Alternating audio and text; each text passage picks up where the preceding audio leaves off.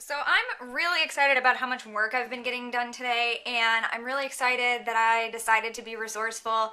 And my partner is a musician, so I borrowed their mic stand to put the camera on so I actually get an overhead view of the cards for these readings like I've been wanting to do forever, and I just don't have a big enough tripod because I don't have a full-size camera one. The mic stand works great, and I'm so excited about this. So I'm gonna finally get some readings done for you guys. And I know I said I would do these in photos and just message it to you in text, but a lot of you have been waiting for months for these, and I'm very behind, and I haven't been able to do them for you. So I decided to do a few that are going to be video. Not all of you are in the same pledge tier, but I decided some of you have been waiting long enough. I'm just going to do all of them at once, especially also because there's not that many people in each pledge tier right now. So if I'm going to do it, I may as well do them all. I'm recording that intro for all of you, and then I will be recording the individual parts and editing them together for each of you. So here we go. Alright, so this reading is for Kate. Hey Kate, what's up? Hope you're doing well. I'm gonna move these off the camera a little bit to shuffle them. I am kind of a really dumb shuffler. Like, I'm not a professional shuffler. Don't judge me. So, this is the Fairy Ring Oracle deck. You probably know this by now. You've heard me talk about it a million times. This is my Fairy Ring Oracle that I've been working with forever and ever and ever. I decided to do all my readings today with this because I'm the most familiar with it. And I'm getting so much done today, like I said. So I'm just kind of going through. Okay. I'm gonna cut the deck. I usually do it a couple of times. Looks like we've got some things here that already want to pop out. Let's see what happens. So I'm doing 3-card spreads for some people, 5-card spreads for some people. I'm going to give you 5 because you're awesome.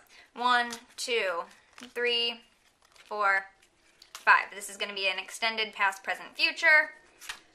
1, 3. This is like essentially the same thing I just made a video on recently about how sometimes they want to be laid down in a different order. Alright, let's see if we can barely fit them all on the screen here. Alright, so you've got distant past, recent past, present, near future, distant future. Distant past, and I left the Fairy Festival cards in here. Distant past, you have Imbolc. This is actually literally distant past. I forget where you live. You're in the Northern Hemisphere, right? So this could be referring to actual Imbolc, but of course, symbolically, Imbolc is a time of new beginnings, fresh starts. You know, there's still snow on the ground in the Northern Hemisphere at this point, and typically when we do our blessings of early spring animals, of candles, Candlemas is also Imbolc in other cultures and other paths, you know. So Imbolc is about newness and beginnings and new starts and kind of like a fresh breath of fresh air. So here's a little bit of a close-up on that card. We've got like the triple spiral in the middle there, very Bridget,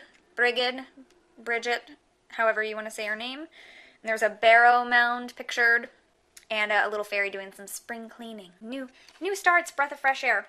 Next we have, in the recent past, oh my gosh, my cards are a little bit curved, so now they keep sliding around. I need to bend them back this way.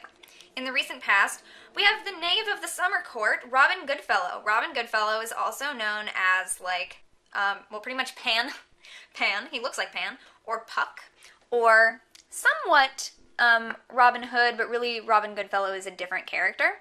And he's all about good times, fun, frivolity, partying, a little bit of sexual nature going on with him. He's a very primal, loves to have fun kind of guy. Could represent a real person. It's a court card. So we have that very fun, lively influence in the recent past.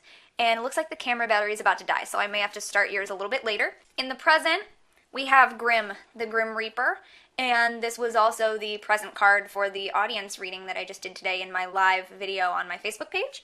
So as you very well know, I'm sure, Grimm, the Grim Reaper, or the Death card in the tarot, is all about change and transformation, endings of one cycle, beginnings of a new cycle. So you started over here with some fresh beginnings, fun and frivolity, and then ba-ba-bum, some kind of dramatic change, right? So in your near future, we have, a leprechaun. So the leprechaun is the 2 of the spring court. He is all about hard work and dedication, but also kind of solitary work. He's working by himself, number 1, but also the leprechaun is pictured and in the lore talks about how they only work on one sole of a shoe at a time. So this is metaphorically about soul work, your inner spirit type soul, S-O-U-L, because he's working on a soul, S-O-L-E, and a single one. So this has to do with, it's a 2, right, which is like partnerships and things like that.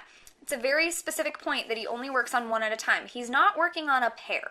He's not making a pair of things together. He is working on an individual item with its own individual character and personality that is just going to happen to get paired up with something else along the way. So this is a metaphor for relationships where instead of seeing yourself as half of a pair or as, you know, part of a couple or being completed by another person, that you're a whole person. So that might be something that comes up in your near future. And in your distant future here, we have Morgan Le Fay, the Lady of the Autumn Court. Morgan Le Fay, also known as Morgana or Morgaine, in this deck has to do with, first of all, she's got the Isle of Apples behind her there. That's Avalon, and apples growing in the trees, butterflies, symbol of transformation. She's got the sword, very Arthurian legends here, right? And she's wearing red, color of the mother.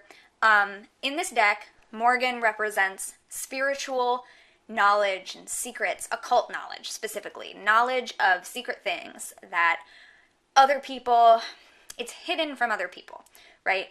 This is a very magical card. So, as an overview, we had newness, fresh beginnings, fresh starts, fun and frivolity in the recent past here. Somebody, maybe a real person who is all about fun and games, sometimes needs to be reined in. Currently, big change and transformation. Doesn't necessarily have to be a negative one, it's just dramatic.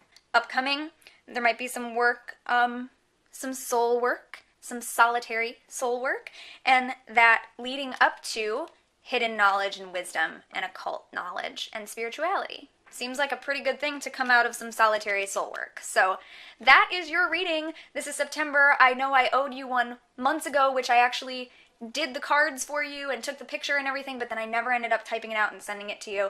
So I just decided to do a bigger spread for you now to make it a little more relevant. So thank you, Kate. Thank you, as always, for all of your help. Here's one more close-up look at them before my camera battery dies. And don't forget to be awesome, blessed be, and goodbye, just in case it cuts out before I'm done here. There's your Robin Goodfellow. Oh my gosh. I'm looking at the camera upside down, so I have to remember which way to go. Grim. Leprechaun. And Morgan Le Fay. All right. Don't forget to be awesome, blessed be, and goodbye.